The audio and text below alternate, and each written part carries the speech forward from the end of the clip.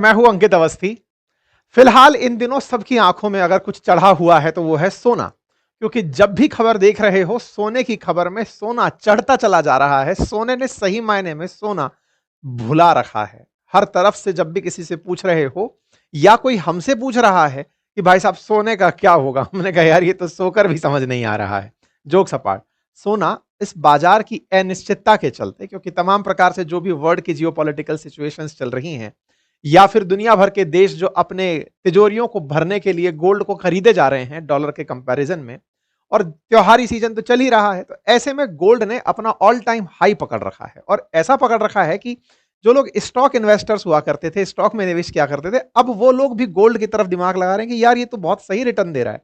पिछले 3 सालों का जो रिटर्न है उसका वाकई में मतलब बहुत एप्रिसिएशन वाला है। ऐसे में सबके दिमाग में एक प्रश्न बनना शुरू होता है कि आफ्टर ऑल गोल्ड का जो फिलहाल प्राइस है ये ओवर हाइप्ड तो नहीं है, बाद में कहीं पलटी तो नहीं मार जाएगा। पता चल रहा है कि आज तो पैसा लगा दिए, बाद में ये नीचे आ जाए तो हमारा गोल्ड रखा रखा कहीं चूना ना बन जाए, भाई साहब कहीं मिट्टी ना हो जाए। एक तो बहुत ये सबसे बड़ी बात। दूसरा ये कि गोल्ड साहब बहुत पैसे वालों लोगों का काम है, उसमें तो निवेश वही लोग कर सकते हैं जिनके पास में मोटा पैसा होता होगा। तो आज के सेशन में मैं आपके सामने क्या क्या डील करने जा रहा हूं वो समझ लीजिए। पहला, क्या गोल्ड निवेश फिजिकल गोल्ड में ही हो सकता है या फिर कोई और तरीका भी है, यानी कि हम डिजिटली भी गोल्ड में निवेश कर सकते हैं। एक पार्ट तो हम ये डिस्कस करेंगे। दूसरा हम ये डिस्कस करेंगे कि गोल्ड खरीद तो लिया, लेकिन गोल्ड पर टैक्सेशन क्या होता है, यानी कि गोल्ड के साथ उसके ऊपर लगने वाले जो टैक्स लाइबिलिटीज हैं उनको कैसे हैंडल किया जाता है।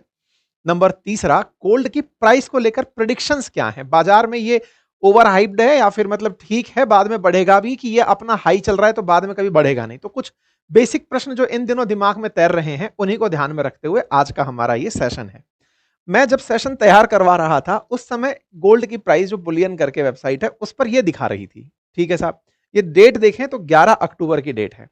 इसके बाद में कल जब देखा तो कल गोल्ड की प्राइस दिखा रही थी 1,26,240, और जब मैं आज आपका सेशन कर रहा हूं तो 1,26,520 गोल्ड की प्राइस दिखा रही है, और ये बढ़ते का ही जा रही है। मतलब 11 अक्टूबर से लेकर के आज हम लोग इस सेशन को कर रहे हैं 15 अक्टूबर के दिन, तो 15 अक्टूबर के दिन तक में 5,000 रुपए का प्राइस में इंक्रीमेंट आ गया है।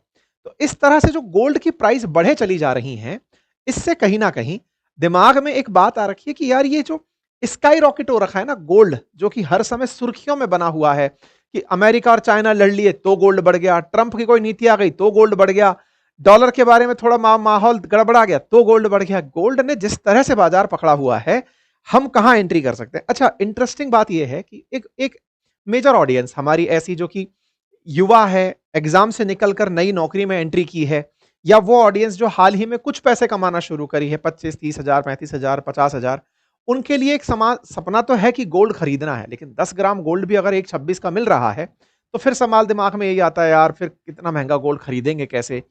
तो ऐसे में निवेश का न्यूज ही सुनना है, यानी कि गोल्ड के लिए न्यूज ही सुनना है, या फिर हम लोग भी इन्वेस्टमेंट कर सकते हैं। क्यों बोल रहा हूं मैं ये वाली बात, क्योंकि आप लोगों ने बहुत सारी कंपनीज के जो शेयर्स हैं उनको खरीदने के लिए आपने भले ही शेयर की पूरी कीमत अदा ना की हो, लेकिन फिर भी आपने एसआईपी कराकर सिस्टमेटिक इन्वेस्टमेंट प्लान के थ्रू निवेश की एक आदत डाल ली। तो क्या गोल्ड में भी ये चीज पॉसिबल है? तमाम वो ऑप्शंस जिसके थ्रू गोल्ड में आप निवेश कर सकते हैं वो भी हम आज आपके सामने जानने जा रहे हैं। ठीक है, तो सबसे पहली बात तो क्या हमें गोल्ड में निवेश करना चाहिए, और गोल्ड में निवेश के लिए जिसके पास में बहुत ही कम पैसा है, मान लीजिए मेरे पास 10 रुपए है, तो क्या मैं गोल्ड में निवेश कर सकता हूं?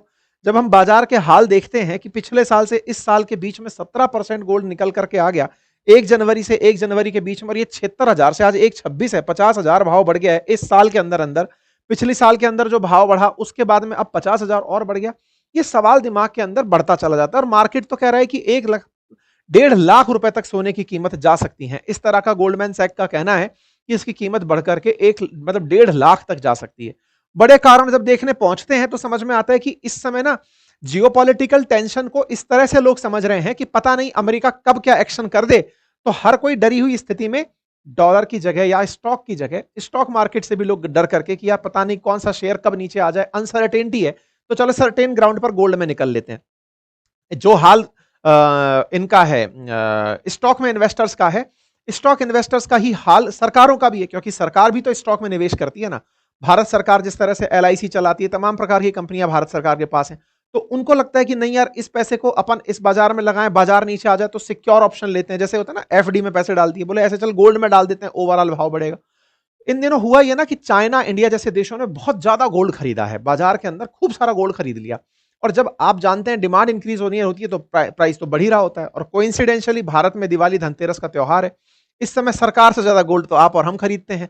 भारत की अगर वास्तविकता जांची जाए तो कहते हैं कि दुनिया का जो कुल गोल्ड है उसका 11% जो जेवराती सोना है वो भारत की महिलाओं के पास है। कहते हैं कि सबसे ज्यादा गोल्ड की अगर बात की जाए तो वो भारत की महिलाओं के पास है, उसके बाद में वो कंबाइंड कितना ज्यादा है कि उससे आगे जितने भी देश हैं, चाहे अमेरिका, चाइना, इन सबके पास की जो ट्रेजरी में रखा हुआ गोल्ड है, अगले 10 देशों की ट्रेजरी में रखा हुआ गोल्ड मिला दो, उससे ज्यादा तो सोना हमारे देश की महिलाओं के पास है।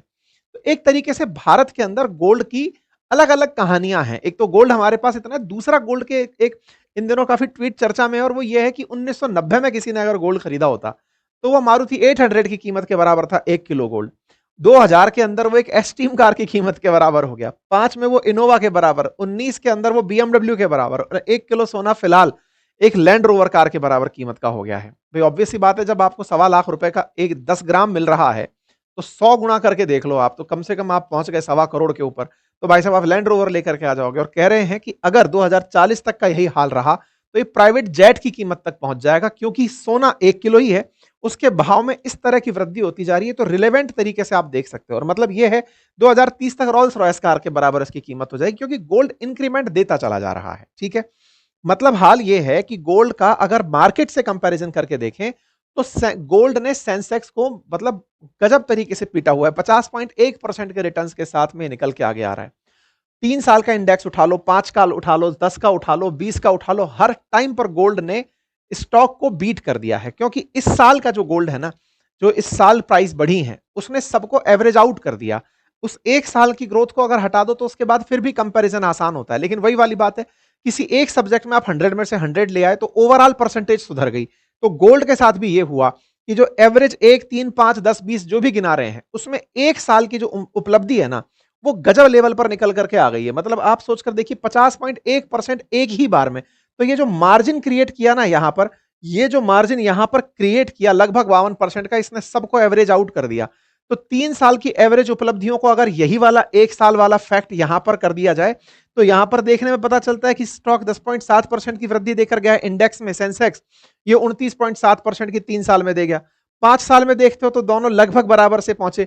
10 साल में देखते हो तो गोल्ड फिर एक मतलब आगे निकल कर दिखाई देता है एवरेज में। 15 साल में फिर गोल्ड आगे दिखाई देता है, 20 में भी गोल्ड आगे दिखाई देता है, क्योंकि इस एक साल ने एवरेज आउट कर दिया उसको। अगर आप समझ नहीं पा रहे हैं इस बात को तो ऐसे समझिएगा कि भाई आपको 3 साल का भी अगर निकालना हो कि 3 साल की एवरेज ग्रोथ निकालो, तो 3 साल की एवरेज ग्रोथ में एक बार का 50% का हाई है। अब बाकी साइड में चाहे 10% भी क्यों ना हो, तो 70 भाग डिवाइड बाई 3 होगा ना, तो एवरेज जो निकल करके आ रहा है वो 23 है। तो 23.3 के अगर आप आसपास पहुंच रहे हो तो ऐसे में ओवरऑल में आप ऊपर निकल गए। अब अगर इस 50 को हटा दो और फिर चर्चा करने लगो कि 50% हाई को हटा करके इस बार भी 10 ही रह गया होता तो 10% कहलाता। तो हो ये रहा है कि अगर आप 5 साल का भी एवरेज करने चल रहे हो तो 5 साल का मान लीजिए फिर से यहां 15%, 20% में 5 वैल्यू और ले लिया होता, तो इसके बाद में अगर आपका ये नंबर 50, 70 और 3, 35, 105 के आसपास फिर 5 पर पहुंचता, तो अभी ये 21% के आसपास रिटर्न दिखा रहा है 5 साल में। लेकिन फिर से ये फर्स्ट एक साल की उपलब्धि हटा दो तो फिर एवरेज आउट करके निकलोगे, 50% को सीधा हटाकर 55, 5 तो 11% की उपलब्धि आती है। तो हो क्या रहा है कि इस एक साल की ग्रोथ ने जो इस साल देखी गई है ट्रंप के एरा में, जो कि ट्रंप की अनिश्चितताओं की देन है, उस एक साल ने पूरी तरह से गोल्ड के समीकरणों को बदल दिया। तो हो यह रहा है कि गोल्ड में इन्वेस्टर्स को यह लग रहा है कि गोल्ड ने सभी को एवरेज आउट करके पीछे छोड़ दिया है। बस इसी कहानी ने इस तरफ लोगों का रुझान बढ़ा दिया है, और इन्वेस्टमेंट के अंदर लोगों ने एक जनरल परिपाटी ली हुई है, और वो ये कि जब भाव बढ़ रहे हो तो इन्वेस्ट करो, और जब भाव गिर रहे हो तो लोग बाजार छोड़कर भागने लगते हैं। ये जनरल ट्रेंड रहे हैं हमेशा से। आपने देखा होगा मार्केट तेजी में है तो सब लोग उस तरफ ध्यान दे रहे होते हैं, अरे हमें भी इसका हिस्सा होना चाहिए, हम भी आगे बढ़ेंगे। यही तो हुआ था ना, देश के अंदर बहुत सारे स्टॉक्स ऐसे रहे जिनके बारे में कहा गया कि बबल है, लेकिन अरे चल लो कोई भरोसा नहीं है, चल रहा है ऊपर चल रहा है, चलने रहो। ये वही वाली चीज गोल्ड के साथ में इस समय देखने को मिल रही है। खैर, हम इसे बबल इसलिए नहीं कहेंगे क्योंकि इसकी फिर भी एक वैल्यू है, मतलब ये बाजार को नीचे भी लाएगा तो भी इसकी एक वैल्यू बनी रहेगी। पुराने ट्रेंड्स इस बात को बताते हैं। ऐसा नहीं है कि 1 साल से पहले लोग गोल्ड के बारे में चर्चा नहीं करते थे। लेकिन हाँ, फिलहाल इस साल ने तो इस चर्चा को सबसे ऊपर की चर्चाओं के अंदर ला दिया है। हालत यह है कि इसने गोल्ड को रिकॉर्ड हाई तक परचेज करा दिया है। वर्ल्ड की कुल गोल्ड का भारत की महिलाएं जो है वो 11% गोल्ड ज्वेलरी का अपने पास रखती हैं। इसको इस तरह से समझकर देखिए कि अमेरिका के अंदर जो गोल्ड की होल्डिंग्स हैं, यानी गोल्ड सरकार, अमेरिकी सरकार रखती है 8,133 टन गोल्ड रखती है। दुनिया भर के अंदर जितने भी सरकारी खजाने हैं, उन सरकारी खजानों में सबसे ज्यादा गोल्ड अगर कोई रखता है तो वो यूएस रखता है। उसके बाद जर्मनी रखता है दुनिया के कुल खजानों का। फिर इटली, फिर मतलब अपने फॉरेक्स का सबसे बड़ा हिस्सा जो है ना, वो ये लोग रखते हैं। जैसे भारत के अंदर फॉरेक्स में हम डॉलर को भी घुसा के चलते हैं, दुनिया की 5 करेंसीज को लेकर चलते हैं और गोल्ड को भी लेकर चलते हैं। जैसे भारत के अंदर अभी जो इन्वेस्टमेंट है उसका 13% हमने अपना गोल्ड बनाया हुआ है। चाइना ने अपने गोल्ड का जो अपने जो कुल फॉरेक्स है उसमें 6.5% अपने गोल्ड को बनाया हुआ है। क्यों बनाया हुआ है? क्योंकि हम लोग दुनिया से व्यापार करते हैं, तो हम उनके व्यापार करते समय उनकी मुद्राओं को अपने पास रखते हैं, सो दैट हम उससे सामान खरीद सकें और उनको सामान बेच सकें। लेकिन अमेरिका का डॉलर ही जब पूरी दुनिया में चलता है, तो वो डॉलर को मजबूत बनाए रखने के लिए गोल्ड पर फोकस करता है। तो उसने अपने कुल रिजर्व का 77.8% गोल्ड खरीदा हुआ है। ऐसे यूरो को बैकिंग देने वाले यूरो कंट्रीज ने अपनी करेंसी का बड़ा हिस्सा, चाहे जर्मनी है, चाहे इटली है, चाहे फ्रांस है ना, इन सब ने कहां पे इन्वेस्ट किया हुआ है? गोल्ड में इन्वेस्ट किया हुआ है। तो इनकी यूरो मजबूत चलती है ना, euro is backed by gold हो गया एक तरीके से। ऐसे ही रशिया जो है उसका 30% गोल्ड पर निवेश है फुल फॉरेक्स का। ये तो हुआ सरकारी खजाने, जैसे हमारे यहाँ आरबीआई रखती है, सब जगह की अपनी फेडरल बैंक से सब अपने यहाँ पर एक सेंट्रल बैंक में पैसा बना करके रखते हैं गोल्ड के रूप में, ठीक है। लेकिन जब बात हो आम लोगों की कि आम लोग कितना गोल्ड खरीदते हैं, तो और देशों में ज्वेलरी खरीदने की इतनी परिपाटी नहीं है। मुस्लिम कंट्रीज को छोड़ दें तो गोल्ड वगैरह को लेकर के गहने पहनने को लेकर के जो भारतीयों के अंदर क्रेज है, और विशेष रूप से दक्षिण भारतीयों में, तो वो जबरदस्त क्रेज है। इसी वजह से कहते हैं कि इंडियन महिलाओं के पास जो टोटल गोल्ड है 25,488 टन, इस 2025 की शुरुआत का यह आंकड़ा है। बोले इतना गोल्ड है कि अब अमेरिका, जर्मनी, फ्रांस, इन सब की तिजोरियों में रखा हुआ गोल्ड भी जोड़ दो ना अगले 10 देशों का, तो भी वो 23,927 टन बैठता है। उतना अकेले भारत की महिलाएं लेकर बैठी हैं। तो यह हुआ एक और ट्रेंड कि भारत की सरकार के पास जो गोल्ड है, भारत की सरकार के पास 900 टन गोल्ड है, लेकिन हमारे देश के लोगों के पास 25,488। तो एक तरह से समझिए कि हम लोग सही मायने में सोने की चिड़िया इसलिए कहलाते थे क्योंकि हमारा गोल्ड के प्रति स्नेह बहुत था, हम अपने पास में गोल्ड बहुत रखते थे। ठीक है साहब, और आज भी हम फिर से उसी दिशा में वापस चलते चले जा रहे हैं। गोल्ड हमारे पास बहुत है। अब इस गोल्ड के ही खरीदने के नेचर से अब हम ये डिकोड करने जा रहे हैं कि क्या गोल्ड अब खरीदने का सही समय है? क्योंकि गोल्ड जिस तरह से बढ़ रहा भाव है, तो मुझे क्या गोल्ड में निवेश करना चाहिए? तो निश्चित ही गोल्ड में निवेश कभी भी इनकार योग्य नहीं होगा कि मत करिए। हां, ऊपर नीचे प्राइजेस हो सकती हैं। ऐसे में पहला सवाल यह है, गोल्ड को लेकर भारत के अंदर टैक्सेशन क्या कहते हैं और गोल्ड भारत में किस तरह से खरीदा जा सकता है? जैसा आपने अपने आसपास के जो शहर के अंदर दुकानें हैं, उसमें से ज्वेलरी की दुकानों को सजे हुए देखा होगा। बढ़िया बढ़िया शोरूम सजे हुए हैं, बने हुए हैं, और उनका उद्देश्य आपको फिजिकल गोल्ड बेचना है। आप वहां गए, आप वहां से गहना लेकर घर पर चले आए। तो देश में एक बड़ा तबका जिसके पास इन्वेस्ट करने के लिए पैसा है, वो लाख रुपए से लेकर के शॉपिंग शुरू कर सकता है, 10, 15, 20 लाख तक शॉपिंग करता है। वो तो गोल्ड में निवेश कर रहा है, फिजिकल गोल्ड के अंदर, कि चलिए भाई फिजिकल गोल्ड लेकर घर आ गए, माला ले लिए या जो भी लेना था वो अपना गहना खरीद लिए। फिजिकल गोल्ड के साथ लेकिन एक बहुत बड़ी दिक्कत है। हम खरीदने जब जाते हैं ना, तब ये सोचकर जाते हैं कि ये हमारे लिए एसेट बनेगा, मतलब कि इसको हम जब चाहेंगे बेच करके अपने लिए जीवन सुरक्षा ले आएंगे। लेकिन हमारे देश में अधिकांश लोग उसे अपनी लायबिलिटी के रूप में ही लेकर चल रहे होते हैं। मतलब वो ऐसी चीज है कि उसे हम कभी बेचेंगे नहीं। वो हमने जो खर्च कर दिया वो भी हमारी जमा पूंजी में से खर्च था, वो लग्जरी में काउंट हो गया, उसको हमने अपने पास शान शौकत में रख लिया। हम गर्व से बस ये बता पाते हैं कि हमारे पास इतना गोल्ड है कि हाँ, सामने वाले डरते रहो।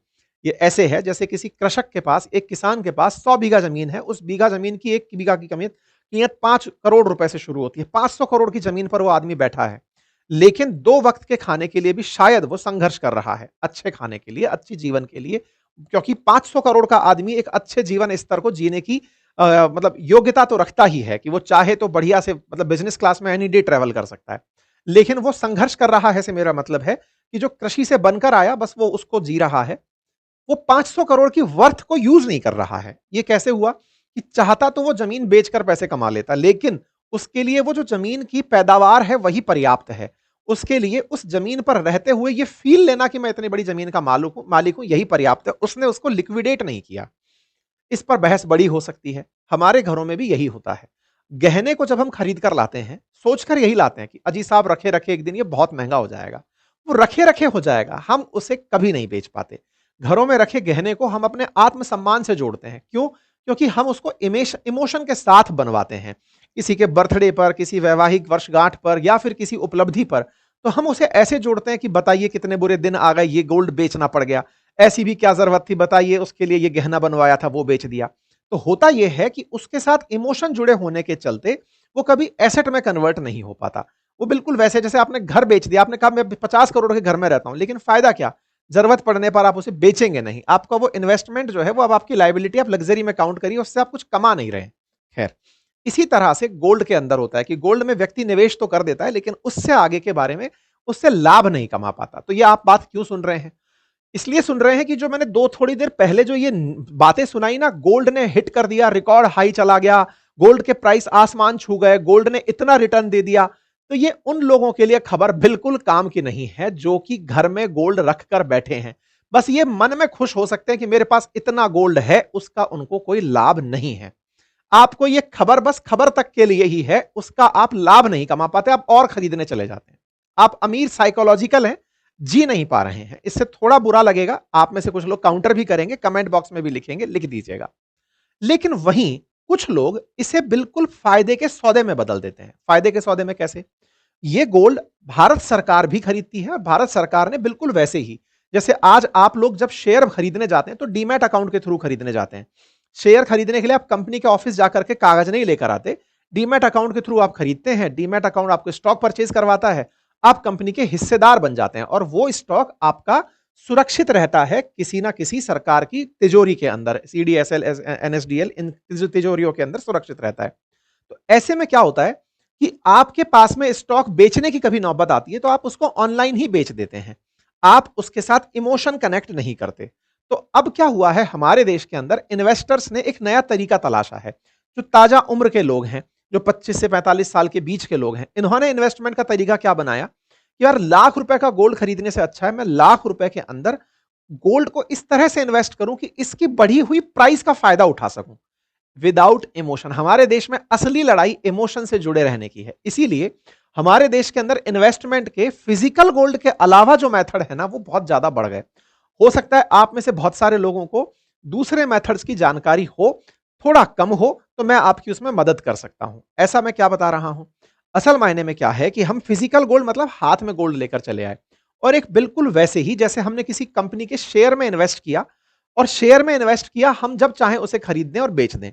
लेकिन फिर सवाल आता है, सर उसके माध्यम से हमें कंपनी का हिस्सा तो मिलता है।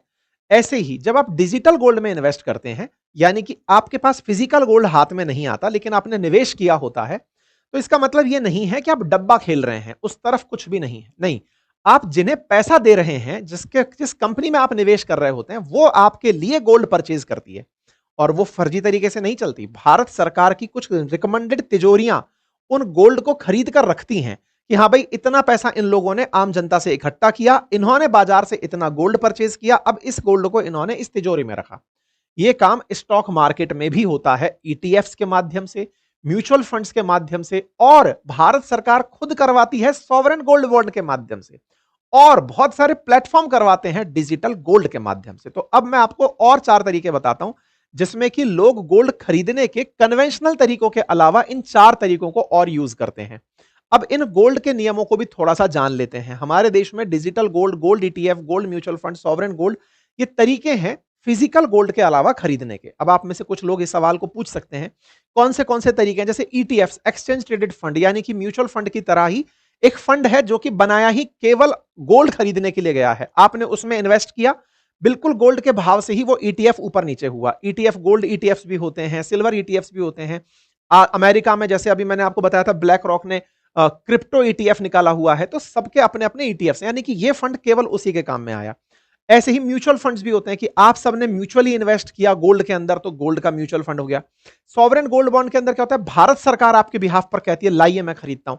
इंतजार सबको यही होता है कि सॉवरेन गोल्ड बॉन्ड में हम निवेश करेंगे और भारत सरकार के साथ निवेश में हम चलते हुए आगे बढ़ेंगे और उस पैसे को कमाएंगे। अब इन सबको थोड़ा थोड़ा सा समझ लेते हैं, मीनिंग के साथ, अर्थ के साथ क्लियर करते हैं। देखिए, अगर आप फिजिकल गोल्ड खरीद करके बाजार से लेकर आते हैं तो एक बहुत बड़ी नियम, मैंने उसके ऊपर आपको एक जानकारी साझा करनी है, इसको याद रखिएगा, सब कहीं लिख भी लीजिएगा। देखिए, अगर आप मार्केट से गोल्ड खरीद कर लाए हैं तो खरीदते समय एक बात का बहुत ध्यान रखिएगा, चाहे 10 रुपए महंगा पड़े, चाहे 10,000 रुपए महंगा पड़े, चाहे 10 लाख रुपए महंगा पड़े, आप उसका बिल जरूर लेकर आइएगा, उसका इनवॉइस जरूर लेकर आइएगा, हॉलमार्किंग प्रॉपर चेक करा के लाइएगा, क्योंकि गोल्ड में मिलावट बहुत होती है।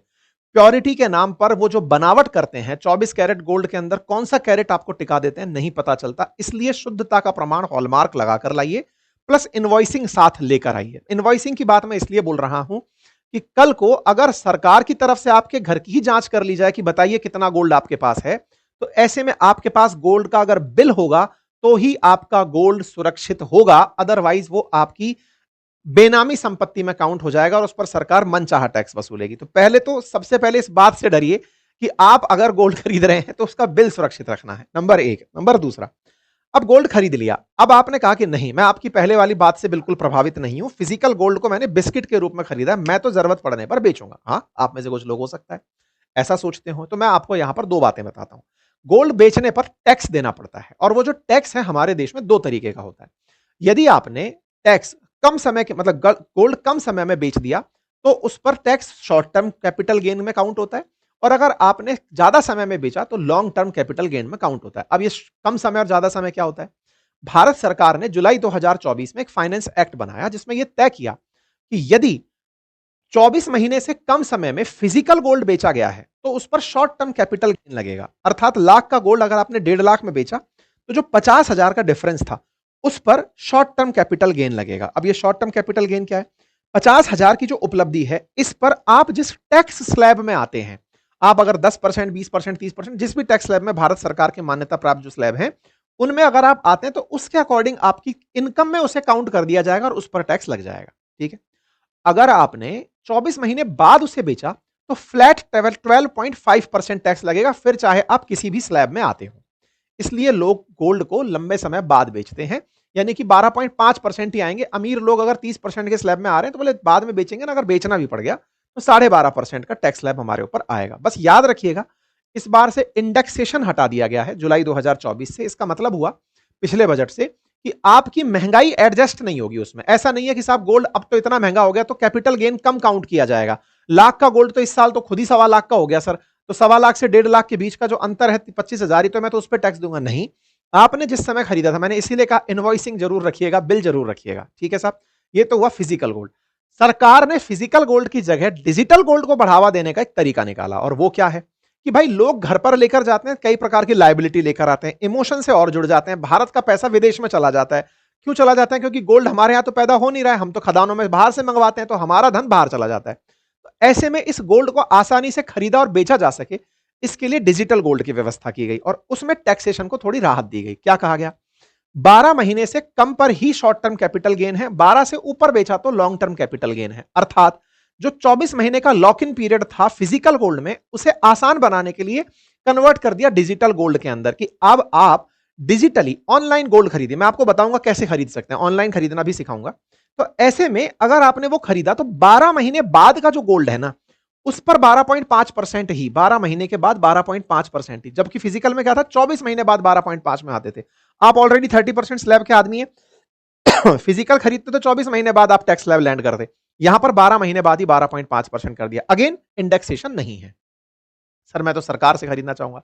सरकार ने एक तरीका कर रखा है, सॉवरेन गोल्ड बॉन्ड में निवेश करवाओ और लोगों से कहो कि उनको 0 टैक्स पे करना पड़ेगा कैपिटल गेन पर, बेचने के बाद में जो लाभ कमाएंगे उस पर 0% टैक्स। तो याद दिला दूं, सॉवरेन गोल्ड बॉन्ड की जो सीमा है वो 8 साल है। 8 साल बाद अगर आप बेचते हैं तो टैक्सेशन 0 है, उससे पहले पर 12.5% है। 1 साल से कम पर बेचोगे तो टैक्स स्लैब के अंदर जिसमें आप आते हो वो वाला है। ठीक है, तो ये टैक्स की बात मैंने आपको समझा दी। तो अब हमारे सामने आया फिजिकल गोल्ड, डिजिटल गोल्ड। तो भारत सरकार ने डिजिटल गोल्ड को बढ़ावा देने के लिए कैपिटल गेन को कम कर दिया, या कहिए कि समय सीमा को कम कर दिया, कैपिटल गेन 12.5 कर दिया। ठीक है साहब, अब सवाल बनता है कि साहब मैं अगर इसके साथ जाना चाहता हूं, डिजिटल गोल्ड के साथ जाना चाहता हूं, तो क्या है, मतलब इसके अंदर डिजिटल गोल्ड खरीदने के तरीके क्या है, कहां से खरीदा जा सकता है? आज बहुत सारे प्लेटफॉर्म्स हैं, जैसे कि इनक्रेड जैसे जो प्लेटफॉर्म्स हैं, इनक्रेड मनी जैसे, ये आपको डिजिटल गोल्ड उपलब्ध कराते हैं, आप यहां से खरीद सकते हैं। और ये लोग क्या करते हैं, आप इस गोल्ड को किसी भी समय, मतलब 10 रुपए से भी तो आप इन्वेस्ट करके शुरू कर सकते हैं अपनी एसआईपी रेगुलर। आज 10 रुपए की करीब, मतलब डेली की एसआईपी भी सेट कर सकते हैं, मंथली एसआईपी भी सेट कर सकते हैं। इस तरह से 25 से 44 साल की उम्र के जो बच्चे हैं ना, वो आजकल इस तरह से गोल्ड में बहुत निवेश कर रहे हैं। बच्चे क्या, यूथ कहिए, युवा कहिए, क्योंकि उन्हें पता है लाख रुपए तो एक साथ हम निकाल नहीं पाएंगे, या फिर निकालना उचित नहीं समझते।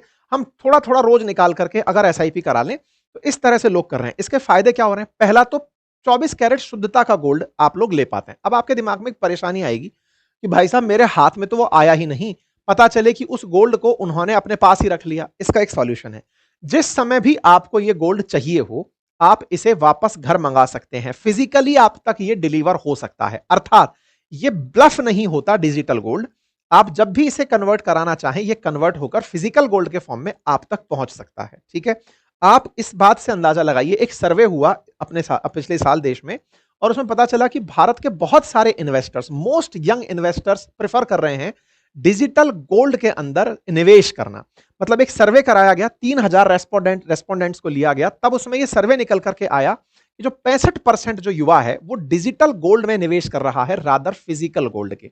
मतलब उनका मानना यह है कि हम लोग डिजिटल गोल्ड में निवेश करेंगे। कारण थे उनके अपने, पहला कि एक तो यहां पर प्योरिटी का अश्योरेंस है कि मतलब ये मिलकर के रहेगी, क्योंकि सरकार बैक्ड करती है, सरकार की जो वॉल्ट हैं वो इसको इंश्योर्ड करते हैं कि नहीं भाई ये पैसा यहां जा रहा है। ठीक है, इंश्योर्ड स्टोरेजेस होते हैं, आप लोग इनके अंदर इन्वेस्टमेंट के ऑप्शंस बहुत अफोर्डेबल पाते हैं। मैं बोल रहा हूं 10 रुपए से आप इन्वेस्टमेंट शुरू कर सकते हैं, आप अपनी एसआईपी बनाकर इसमें इन्वेस्टमेंट कर सकते हैं, और जब चाहे खरीद सकते हैं और बेच सकते हैं।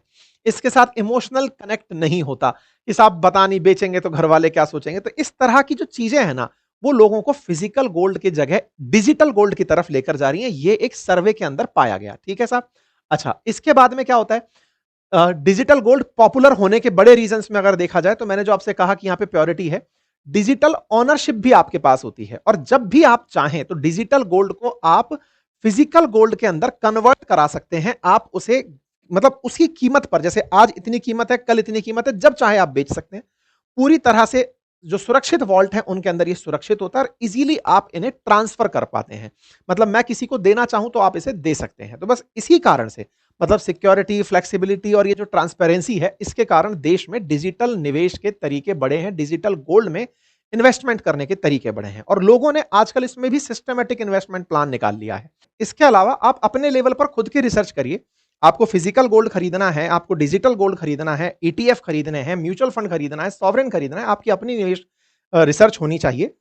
मैं केवल आपको टैक्सेशन के बारे में जो जानकारी दिया, बस उसे दिमाग में जरूर रखिएगा।